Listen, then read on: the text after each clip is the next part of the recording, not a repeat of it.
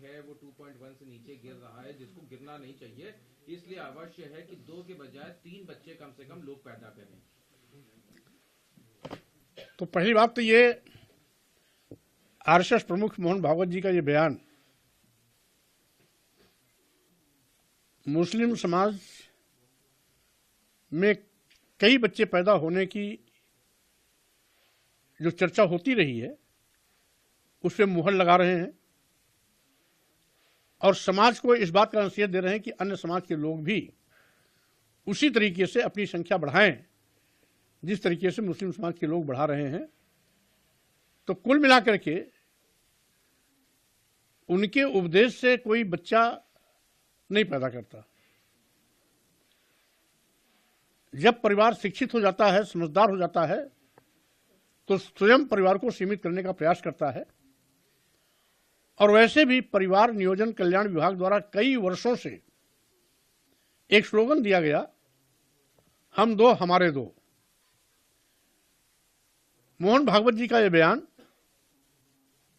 परिवार कल्याण विभाग द्वारा पूर्व नियोजित जो नीति है उसका कहीं न कहीं उल्लंघन कर रही है। और सही बात तो यह है कि सबसे पहले मोहन भागवत जी को इस बयान देने के पहले देश के प्रधानमंत्री माननीय मोदी जी को और उत्तर प्रदेश के माननीय मुख्यमंत्री योगी जी को इस पर सहमति लेनी चाहिए थी।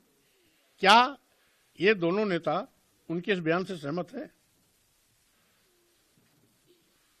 उसमें कोई मजहब या किसी जात का उन्होंने जिक्र नहीं किया। भारत की आबादी वैसे ही 140 करोड़ है। जिस देश में 140 करोड़ की आबादी हो वहां पर यह चिंता बेमानी है। निरंतर भारत की आबादी बड़े पैमाने पर बढ़ती जा रही है।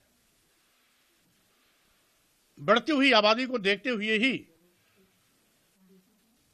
बहुत पहले परिवार कल्याण विभाग ने नियोजन को ध्यान में रखते हुए हम दो हमारे दो का नारा दिया था। मोहन भागवत जी का यह बयान न केवल सरकार की नीतियों को ठेंगा दिखाती है बल्कि अव्यवहारिक भी है, क्योंकि जिस देश में 140 करोड़ की आबादी हो वहां घटती आबादी की चिंता निराधार है, तथ्यहीन है। हाँ, इतना जरूर है, हमें खुशी है कि भारतीय जनता पार्टी और आरएसएस के लोग जो मुस्लिम समाज की बढ़ती आबादी पर बकवास करते रहे, उस बढ़ती आबादी पर मोहन भागवत जी ने मुहर लगाई है कि वो जायज है, उस पर बहस नहीं होनी चाहिए। और जो बहस करने वाले हैं उनको भी कोशिश करनी चाहिए कि जिस प्रकार से मुस्लिम समाज में ज्यादा बच्चे पैदा होते हैं उसका अनुसरण वो भी करें। तो एक तरह से मुस्लिम समाज की बढ़ती आबादी पर उन्होंने मोहर लगाई है, इसके अलावा और कुछ नहीं है। और वैसे भी अब तो पढ़ा लिखा समाज जैसे जैसे होता जा रहा है,